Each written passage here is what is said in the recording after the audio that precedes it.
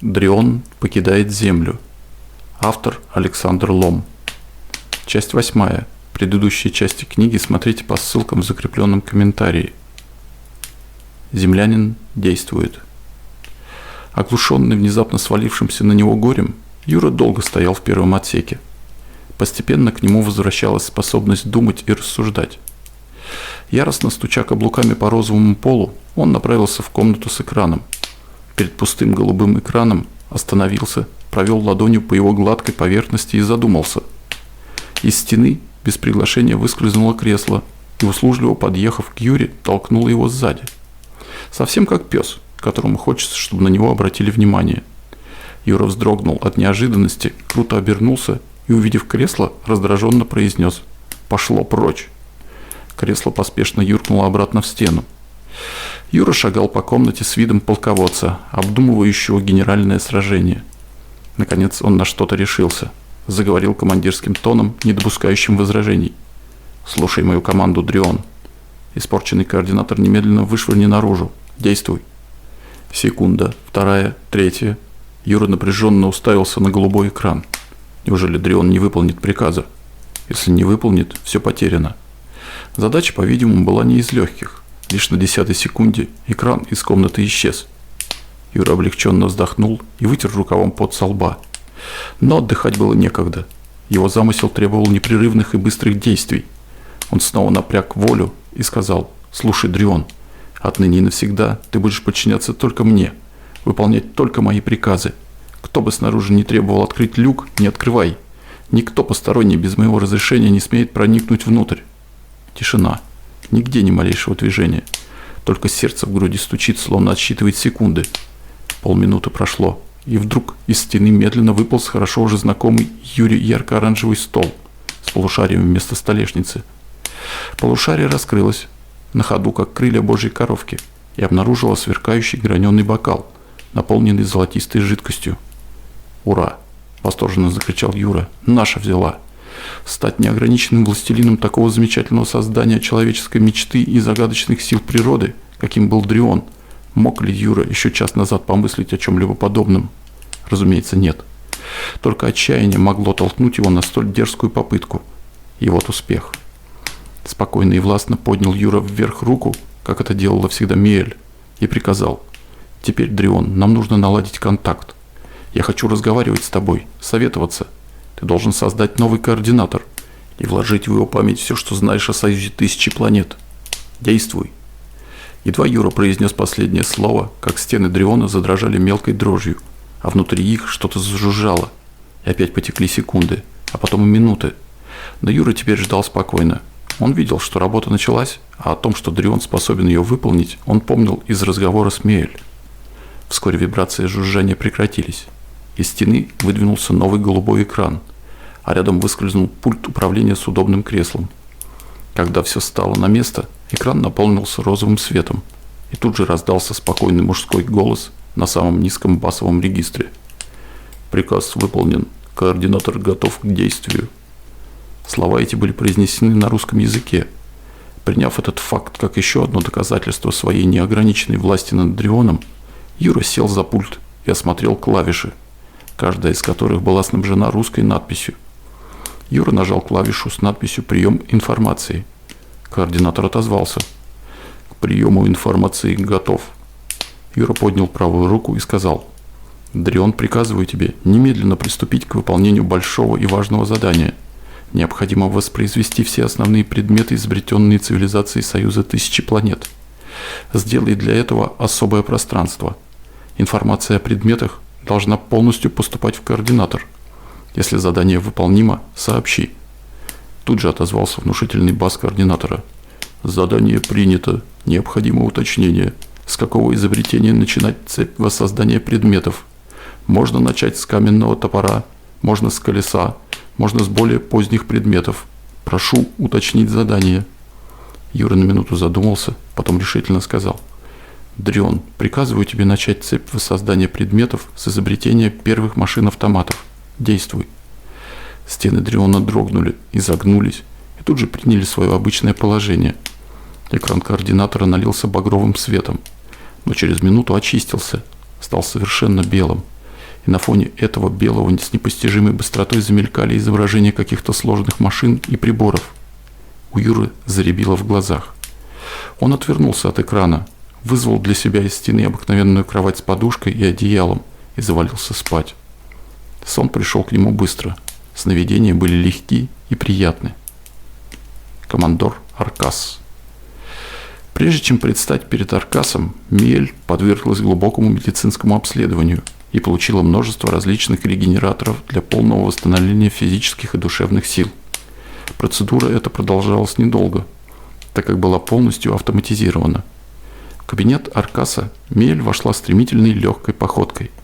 На щеках ее играл румянец, глаза горели энергией и решимостью.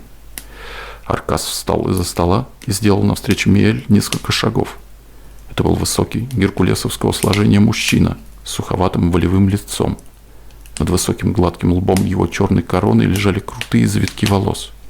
На нем был темно-вишневый просторный костюм из сверкающей чешуйчатой материи. Спокойный взгляд его больших серых глаз не был ни приветлив, ни строг, просто серьезен и внимателен.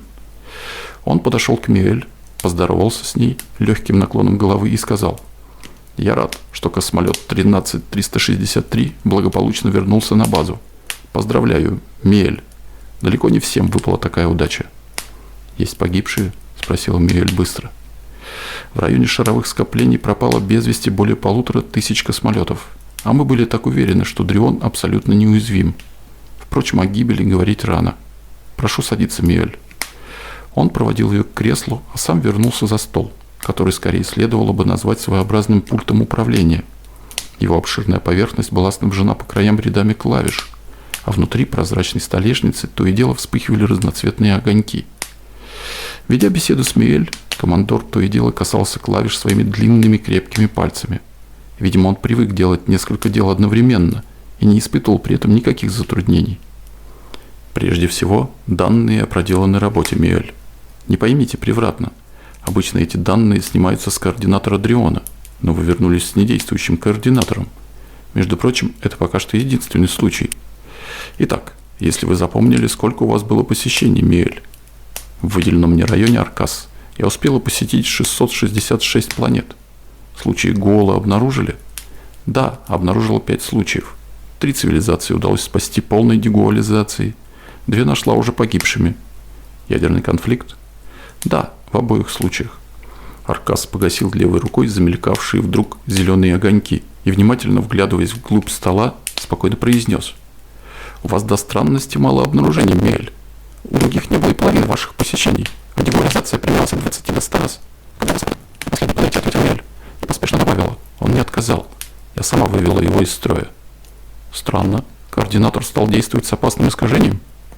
Да, в нем нарушилась логическая связь. Он обнаружил голову там, где ее не было, и настаивал на дегуализации. Я решила вывести координатора из строя и взять всю ответственность на себя. Прибывший с вами инопланетянин представитель этой планеты? Да. На его языке планета называется Земля. Он был против дегуализации? Решительно против. Он попытался убить меня. Противоречие, Миэль. Как же нет Гоалы, если человек агрессивен и способен убивать? Это особый случай, Аркас. Я сама сначала решила, что Гоала есть, но потом поняла, что это не так. После покушения на вашу жизнь, за час до него, я сама виновата, не сообщила вовремя о своем решении. Инопланетянин молод? Да. Как его имя? Юрий Карцев. Зачем он прибыл на Риулу? Хочет сам убедить вас, что на его планете Гоалы нет. Вы предупредили его, что ошибка в этом деле грозит гибелью всему человечеству Земли? Да. Юрий Карцев уверен в своей правоте. Его цивилизации известна ядерная энергия? Еще нет, но они стоят на пороге этого открытия. Это свидетельствует не в его пользу. Вы напрасно уничтожили координатор, Миэль, и взяли ответственность на себя. Вы не находите, что это был некий эмоциональный всплеск? Эмоциональный всплеск возможен только в одном. Земля очень похожа на Риулу, но я все взвесила. С историей Земли ознакомились? Да, Аркас. История землян, к сожалению, свидетельствует... Простите, что прерываю экстренное сообщение с космодрома Дрионов. Интересно. Речь идет о вашем спутнике, Миэль. Послушайте. Аркас нажал на столе клавишу. Тотчас же послышался торопливый женский голос. Сообщает контролер Дриона 13363. Космолет выбросил аппаратуру координатора. Надо полагать, что так приказал ему оставшийся без присмотра инопланетянин. Я решил проверить, чем он занимается, но тут появилось непредвиденное обстоятельство. Дрион 13363 отказался подчиниться моему приказу и люк не открыл. Это результат волевых усилий инопланетянина. Он подчинил Дрион своей воле. Это серьезное нарушение. Контролировать его действия нет никакой возможности. Прошу дать указания, что делать. «Ничего не предпринимай, жди, указания будут», – спокойно сказал Аркас и нажал клавишу отключения. Потом он несколько раз с более живым интересом посмотрел на Миэль и впервые улыбнулся. «Ваш друг Юрий принимает меры самообороны, Миэль. Вероятно, он считает нас опасными. Вы рассказали ему о наших законах, охраняющих человека?» «Не успела, Аркас». «Вам он доверяет?» «Вполне. Вам придется вернуться на космодром и сделать все, чтобы проникнуть в свой Дрион.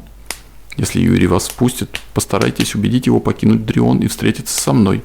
Это единственное, что мы можем сейчас сделать. Встречу с родными вам придется отложить. У вас, насколько я помню, есть отец». «Да, мой отец Лагрим. Есть жених Гуатиль». «О, как они будут огорчены. Я вас прошу, Аркас, не сообщать отцу о моем прибытии. Когда конфликт будет разрешен, я сама ему обо всем расскажу». «Хорошо. Желаю вам удачи, Миэль». Простившись с невозмутимым Аркасом, Миэль тут же отправилась на космодром. Непокорный. Большая нервная нагрузка сразу после выхода из длительного анабиоза настолько утомила Юру, что он проспал целых 12 часов. К тому времени, когда он проснулся, поверхность экрана уже стала безмятежно голубой. Процесс накопления предметной информации, по-видимому, закончился.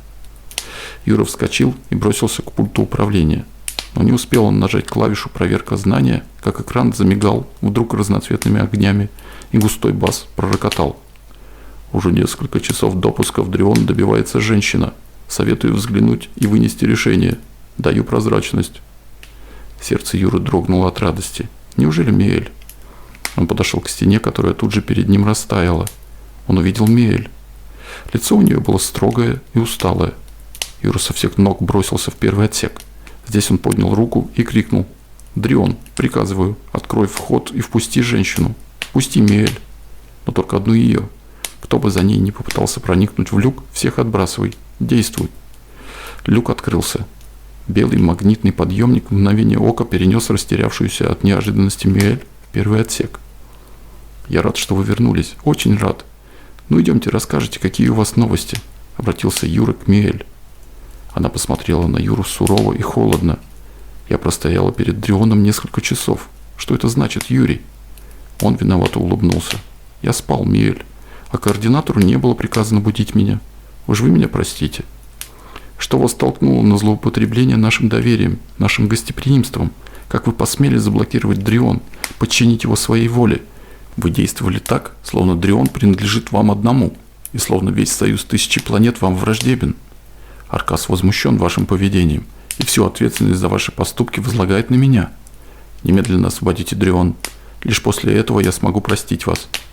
С лица Юры исчезло выражение простодушной радости. Он нахмурился и, отступив на шаг, осмотрел Миэль настороженным взглядом. Перед ним снова была та неподкупная и властная целительница миров с горящими золотистыми глазами, которую он видел в палатке Плавунова. С такой Миэль надо быть осторожным. Глядя ей прямо в глаза, Юра твердо ответил: «Мне странно слышать ваши упреки, Миэль.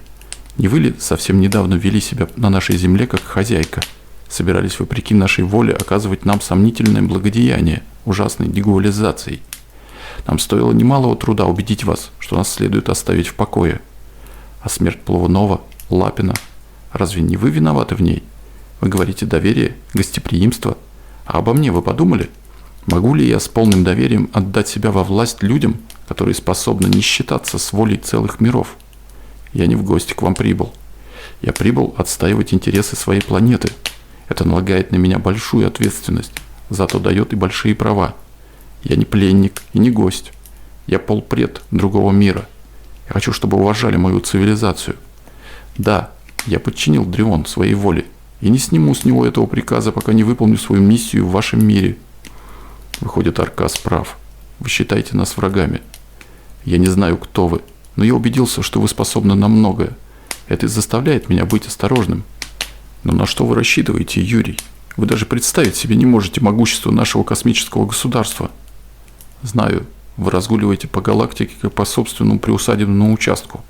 Ваше могущество не поддается никакому определению. Оно так велико, что с одним человеком вы не станете и возиться. Вы не станете меня преследовать за то, что я захватил ваш Дрион. Это слишком для вас мелко. Но вы снизойдете до внимательной беседы со мной, чтобы поскорее от меня избавиться. Миэль подумала и холодно сказала: Аркас без того собирался выслушать вас, Юрий. Захватом Дриона вы только усложнили свое положение. Ничего. Вот подтвердят ваши власти, что вы, Миэль, поступили правильно, оставив нашу землю в покое. Я тут же верну ваш Дрион без каких-либо новых условий. А теперь решайте, Миэль, можете вы считать меня своим другом при таких условиях или нет? Его решительность и бесстрашие, его чувство собственного достоинства, его готовность пожертвовать собой ради родной планеты – все это произвело на Миэль очень большое впечатление. Она мысленно сравнила большого, красивого, невозмутимого Гуатиля с этим худощавым, гибким юношей, в котором жизнь кипит во всей своей первозданной красе. И сравнение оказалось не в пользу жениха ариулянина. Разве умный, дальновидный Гуатиль вступил бы в единоборство с такой несокрушимой силой, как Союз Тысячи Планет? Он спокойно подчинился бы неодолимой власти и спокойно принял бы свою участь как нечто неизбежное. А Юрий вступил в единоборство с несокрушимой силой. И не потому, что не понимает, с кем имеет дело, а потому, что в груди его бьется горячее сердце. Для соотечественников Миэль правда стала естественной принадлежностью жизни. Они отвыкли бороться за нее. А Юрий не может не бороться, потому что борьба за правду является самой сущностью его жизни, его человеческого сознания. К тому же правда, которую он с такой отчаянной решимостью теперь защищает, это не только его правда. Это в такой же мере и ее правда. Глаза Миэль потеплели, черты смягчились, на губах появилась улыбка. Она сказала: «Да, Юрий, я согласна быть вашим другом при таких условиях». Совет Великого Координатора. Основным ядром Союза Тысячи Планет были ариуляне, обитатели планеты, ариулы. Это они первыми вышли в космос, колонизировали соседние, никем не заселенные планеты, заложили основы будущего космического государства и великой космической цивилизации. Потомки ариулян, проникая все дальше в космос, заселили десятки солнечных систем, вступили в союз с другими человеческими цивилизациями. Но как бы далеко не уходили они от своей планеты-праматери, они сохраняли к ней привязанность, помнили о ней и хотя бы раз в жизни старались ее навестить. Коммодор Аркас был коренным ариулянином. Ему не вменялось в обязанность, как обычным рядовым гражданам, просить в серьезных делах совета Великого Координатора. Он мог проявлять собственную волю. Но в особо сложных вопросах Аркас тоже прибегал к его советам и всегда им неукоснительно следовал. Когда прошло 2 суток и от Миэль так не поступило никаких вестей, Аркас встревожился и мысленно обратился за советом к Великому Координатору. Слева на стене вспыхнуло 6 красных ламп.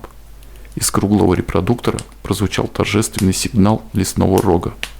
Так Великий Координатор привлекал внимание и предупреждал, что сейчас даст совет. Слушать его полагалось стоя. Аркас встал и повернулся лицом к красным лампам. Призывный звук лесного рога замер в отдалении. Тут же из репродуктора полилась медленная, спокойная речь Великого Координатора. Великий Координатор заговорил так, словно каждое слово отливал из цельного куска серебра. Прибытие на Ариулу представителя цивилизации, чье заболевание Гуолы можно считать доказанным, противоречит правилам внутренней безопасности.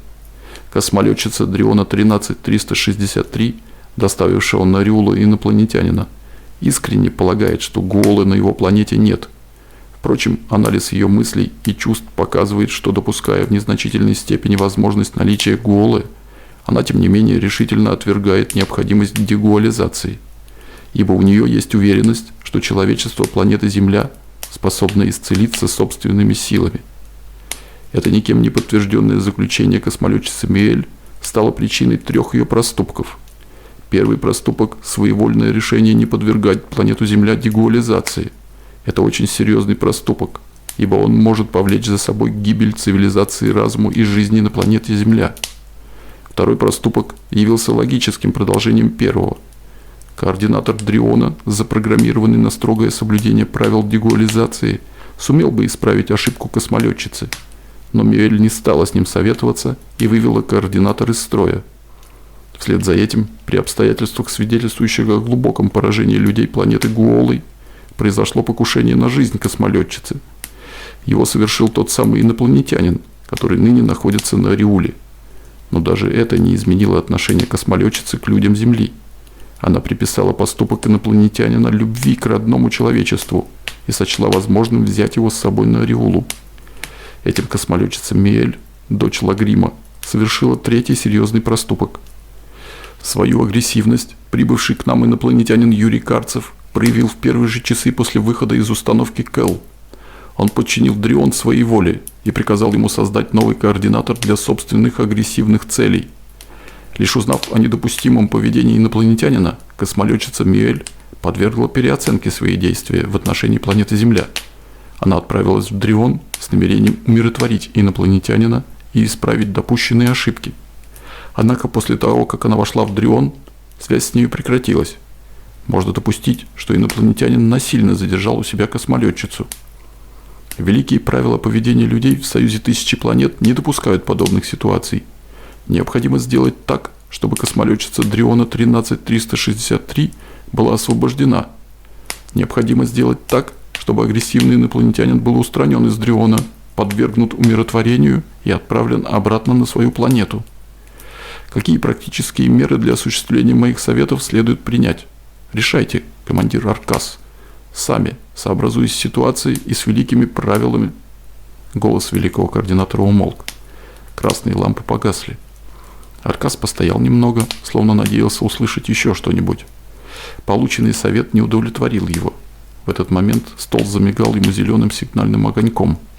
Аркас с удовольствием оставил мысли о великом координаторе и поспешно нажал клавишу. Послышался тонкий голосок киберсекретаря. «Посыльный от инопланетянина Юрий из Дриона 13363 просит личной встречи с вами». «Посыльный? Откуда у него посыльный?» – с тревогой подумал Аркас. Но ответ его прозвучал спокойно и властно. «Пусть посыльный инопланетянина войдет ко мне».